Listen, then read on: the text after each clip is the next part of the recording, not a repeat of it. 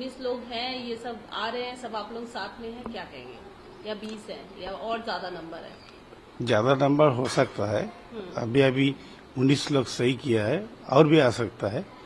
लेकिन जो मकसद जो है, जो टीएमसी जो कार्यकर्ता है टीएमसी को, जो अभिषेक बनर्जी, ममता बनर्जी, हमारा जो टीएमसी का लोग है, जो जनप्रतिनिधि है, एमपी है, एमएलए है, किसी को कोई बात नहीं सुनता है। ये जो विधानसभा इलेक्शन किया है, अभी अभी कोटा बंगल से हम हार गया, तो प्रत्याशी चुनने के लिए कोई सांसद को, कोई इलाका लीडर को, सीनियर लीडर को पूछना चाहिए। तो हमारा जो लीडर है टीएमसी का, वो क्यों कभी किसी को पास नहीं पूछना। उनका आईपैक है और कैमाक स्ट्रीट है, दोनों मिलकर ये प्रत्याशी चुन लिया। क्योंकि सारे प्रत्याशी नया मुख है, 72 नया मुख है। जो 72 पुराना के बाद दिया है, वो सारे 72 हार गया है। तो इसलिए सब जो एमपी के मन में ये सोचना लगा कि अगर हम ये पार्टी में कोई बोलने का लायक नहीं, हमारा बात को सुनने का किसका मन नहीं है, तो हम क्यों रहे उसमें। इसलिए हम निर्णय लिया है कि हम विकास के साथ में, जो नरेंद्र मोदी जो हमारा भारत का प्रधानमंत्री है, हम वो विकास के साथ में ही रहेंगे। दादा, आप कह रहे हैं कि जो 72 जब उन लोगों ने कैंडिडेट दिया तो नए कैंडिडेट्स पुराने लोगों को हटा दिया, तो क्या डिस्कशन बिल्कुल भी नहीं होता? नहीं, एकदम नहीं है। हम जानते ही नहीं है कौन कौन प्रत्याशी होता है। हमारा जिला में कम, हम तो एमपी है, हमारा 7 एमएलए हमारा अंदर है, तो एक भी बात हमको नहीं पूछा जो किसको प्रत्याशी करना, किसको नहीं करना, ये बात है। पश्चिम बंगाल में वायलेंस बहुत ज्यादा हो रहा था, जिस तरह की खबरें आ रही थी।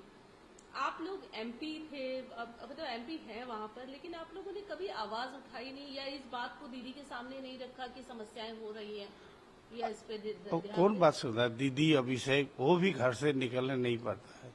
अभी अभिषेक ज्यादा है, उसमें डीम फेंकता है कि कितना सारे लोग जो भी घर से निकलता है उसका घेराव करता है, पब्लिक को नारा, गंदा नारा लगाते हैं।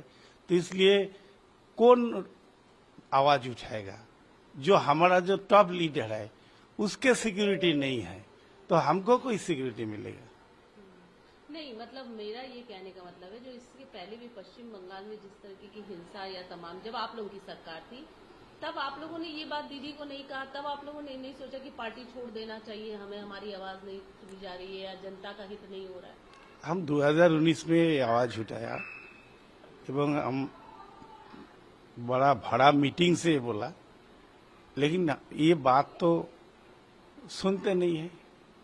अगर कुछ भी ज्यादा बोलेगा तो उसको काट दे जाएगा, उसका पद काटेगा, उसका जो पद है उससे हटा दिया जाएगा। यही तो सब मतलब फ्रीडम ऑफ स्पीच नहीं है। फ्रीडम ऑफ स्पीच तो एकदम ही नहीं है।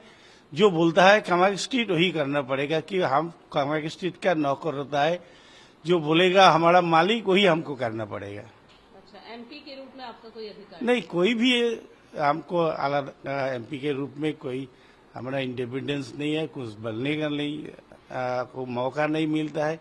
अभी हम जब जाते हैं कमाक स्ट्रीट में, हमको साथ मिलने का भी मौका नहीं देता है। आपकी नाराजगी क्या मुख्य रूप से ममता दीदी से है या फिर अभिषेक बनर्जी से है? ये तो सिस्टम है, ये जो टीएमसी का जो सिस्टम है, इस सिस्टम का ऊपर हमको नाराजगी है। क्योंकि पॉलिटिकल पार्टी में स्पीच, फ्रीडम ऑफ स्पीच रहना पड़ेगा, और सबका साथ मिलकर आलोचना करना पड़ेगा, वो टीएमसी में नहीं है। कल्याण बनर्जी ने कल एक बयान दिया, उन्होंने भी नाराजगी जाहिर की कि मैं अभिषेक के साथ नहीं रह सकता, बहुत ही एरोगेंट है। हाँ। और दीदी मेरी लीडर है। मतलब कल्याण बनर्जी जो हमेशा साथ दे रहे हैं, आप लोग तो पहले ही सिग्नेचर कर चुके, अलग हो चुके हैं, लेकिन कल्याण बनर्जी जो हमेशा साथ देने की बात करे, तो अब उन्होंने भी आवाज उठा दी है। आप उनके इस स्टेटमेंट को कैसे देखते हैं? उन्होंने बाकायदा बताया कि अभिषेक बहुत ही ज्यादा एरोगेंट है, हाँ। बिल्कुल बात नहीं सुनता है।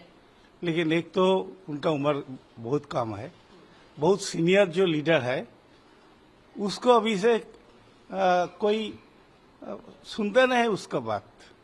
बहुत सीनियर लीडर उनका ममता दीदी का साथ जो राजनीति करता है वो लीडर को बातों नहीं सुनता, उसका सम्मान भी नहीं करता है। वो सोचता है जो वो बड़ा लीडर है, वो सबको उनका ही बात सुनेगा, वो जो बोलेगा वही करना पड़ेगा। दादा, अब जो परिस्थिति है, आप लोगों ने सिग्नेचर कर दिया है, आप लोग ये कह रहे हैं कि नरेंद्र मोदी जी की विचारधारा से हम प्रभावित हैं, वो हमारे प्रधानमंत्री हैं, उनके साथ। तो क्या आप लोग एनडीए में एक साथ होने की बात कर रहे हैं? किस तरीके से आप लोग एक होंगे? क्या है आप लोगों का अगला? देखिए, पहले तो हम चुना है डेवलपमेंट के लिए। जो हमारा क्षेत्र है उसमें 7 विधानसभा है, लोग हमको चुना है इलाका का डेवलपमेंट लिए। अगर हम डेवलपमेंट चाहेगा, हम जो इलाका का जो आबादी है उसका बारे में सोचता है, तो हमको जो डेवलपमेंट जिधर होता है उसके पास जाना होगा। अभी तो टीएमसी का नई स्टेट गवर्नमेंट भी नहीं है, सेंट्रल गवर्नमेंट भी नहीं है, और जो डेवलपमेंट होना है वो स्टेट गवर्नमेंट सेंट्रल गवर्नमेंट दोनों मिलकर होता है। तो अगर स्टेट गवर्नमेंट सेंट्रल गवर्नमेंट के साथ हम रहे कि सपोर्ट दे, तो इलाका का डेवलपमेंट थोड़ा तो हम करना पाएंगे। इसलिए हम सोचा कि हम एनडीए के साथ जुड़ जाएंगे। तो आप लोगों की कई लगातार मीटिंग हुई, भूपेंद्र यादव जी के साथ भी मीटिंग हुई है, और आप लोग कई बार बैठे, शुभेंदु अधिकारी भी आए थे, उनसे भी मुलाकात हुई। आप लोगों ने इस बात को रखा अपने? हाँ, बिल्कुल रखा। हम डेवलपमेंट के लिए बात रखा, उनके वादा किया है कि आप आइए, सब मिलकर हमारा जो क्षेत्र है और डेवलपमेंट करेंगे। जो प्रपोजल हम देगा वो प्रपोजल वो जरूर से करेगा उस प्रपोजल को। तो कोई आश्वासन मिला है आप लोगों ने जो हाँ, एनडीए मिला के है। साथ जाने का वो किया है, उन लोगों की तरफ से कोई आश्वासन? हाँ, कोई मतलब assurance बिल्कुल मिला है? बिल्कुल मिला है। क्या बोला है उन्होंने? जो हमारा जो डिमांड है वो डिमांड पूरा करेगा। आप लोगों की डिमांड को पूरा करेंगे। अच्छा, ये बताइए, एक सवाल ये भी है कि अब होगा असली टीएमसी, नकली टीएमसी, बिकॉज लीडर तो ममता बनर्जी है, फिर सिंबल को लेकर इशू आएंगे, क्या किस तरीके से आप लोग वो देखा जाएगा। और जो कानून है, कानूनी जो तरीके है, उसमें हम जो लीडर हमारा जो एमपीस है 2/3 मेजोरिटी के लिए हम आ रहे हैं, तो हमारा जो गुट है वो असली टीएमसी का है, क्योंकि जिसका ज्यादा संख्यक एमपीस रहता है वो असली होता है, जिसके पास कम होता है। क्योंकि ये 2/3 मेजोरिटी का प्रश्न है, क्वेश्चन है। जिसका पास 2/3 मेजोरिटी होगा वही अगर डिमांड करेगा कि हम असली टीएमसी है, तो स्पीकर को उसका ही साथ देना पड़ेगा। तो कब तक आप लोगों की स्पीकर को आप लोगों ने लेटर तो लिख दिया है? जल्दी तो होगा। कब तक ये सारी एक 2 हफ्ता में हो जाएगा। आप लोग की लीडर कौन है? काकुली दी? काकुली दी के पहले हमारा लीडर था जो गुट में टीएमसी का, और शताब्दी राय डिप्टी लीडर था, वही है। अच्छा, वही प्रोसेस चल रहा है। शायनी घोष और इन सब का भी नाम आया, वो सब भी आप लोगों के साथ ही है? हाँ, वो तो आया है, सिग्नेचर किया है। अच्छा, ये सिग्नेचर तो आया है, बातचीत किया है, सिग्नेचर भी कर लिया है।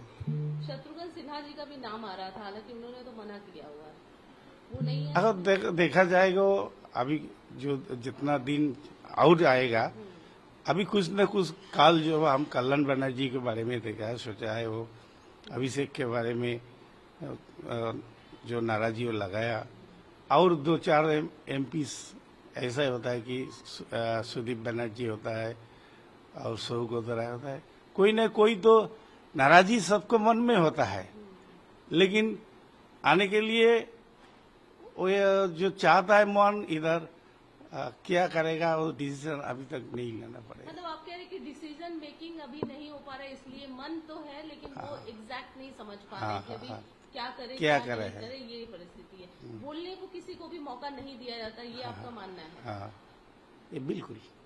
एक खबर है कि ममता बनर्जी सोनिया गांधी से मिली और ये कहा जा रहा है कि शायद अब उनका मर्जर होगा, जो पुरानी एक व्यवस्था थी वही फिर दोबारा दोहराई जाएगी। आपको लगता है? ये मुझे मालूम नहीं है, ये मालूम नहीं है।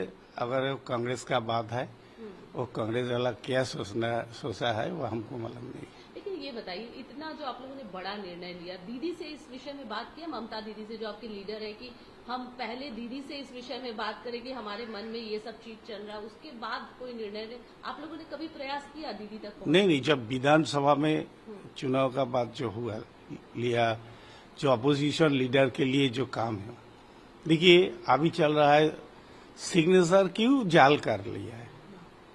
जो उपस्थित नहीं होना है उसका सिग्नेचर करने का कोई जरूरत है? हमारा उधर 80 एमएलए था, अगर साइड भी सिग्नेचर करता है 60, तब भी अपोजिशन लीडर होता है। तो उसको जो आया नहीं है उसको सिग्नेचर करने का क्या जरूरत था? तो ये जो घोटाला उसमें होते हैं, उस तरफ से जो दीदी ने बोला, किसी को आलोचना का समय नहीं दिया, बोल दिया है ये अपोजिशन लीडर है, और जो एमएलए है वो मानता नहीं है, इसलिए अलग जो गैंग बनाया एवं ऋतुव्रत को लीडर बनाया एवं स्पीकर का पास पूरा 60 एमएलए का सिग्नेचर का कागजात भी जमा दिए। तो इसलिए उस टाइम में चल रहा है। तो दीदी उस टाइम में नहीं सोचा कि हमारा असेंबली में ऐसा होता है, ये एमपी को पार्लियामेंट में यही से हो जाएगा तो क्या होगा, तो सोचा नहीं है। उन्होंने सोचा नहीं, लेकिन आप लोग गए क्या, उनसे मिले? नहीं मिले, नहीं। कोई अप्रोच किया? नहीं, भी आप में से जितने भी नहीं, देखो हम 1 महीने से हम दिल्ली में रहते हैं और हमारा लड़का भी बीमार है, उनका ट्रीटमेंट के लिए हम आया। तो दीदी जानते हैं, ये सुनता है जे ऐसा ऐसा चल रहा है, लेकिन किसी को फोन नहीं किया। ये हम सुनता है ये बात सही कि गलत है, तो लीडर को तो एमपी को फोन करना पड़ेगा कम से कम। ये तो हम तो उनका ही एमपी है, उनका ही जनप्रतिनिधि है, तो एक फोन हमको नहीं करना पड़ेगा? ये क्या दिक्कत है फोन करने के? क्योंकि हमको पूछ सकता है कि हम सुनता है ये सही की गलत है, तो हम बोलेगा दीदी यही सा ऐसा बात है।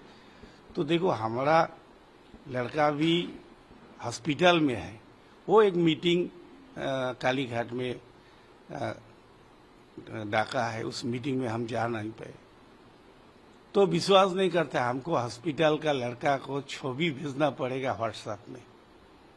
तो हमारा मन में दुख लगा है कि हम हॉस्पिटल में है, हमारा लड़का ऑपरेशन थिएटर में है, उसको पथरी निकलना है किडनी से, और ये लोग बोलता है हम कहा है तुम छवि भेजो।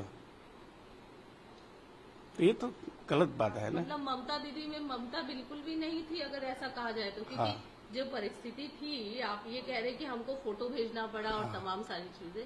तो ये तो देखो हमारा बीमार लड़का को बेड का सभी फिक्सर भेजना पड़ेगा फोटो, ये कैसा लगा मन में? जो विश्वास भी हमको नहीं करता है जो हम हॉस्पिटल में है क्या बाहर है। तो एक एमपी के साथ ऐसा हो रहा है तो बाकी एमपी के साथ क्या होगा?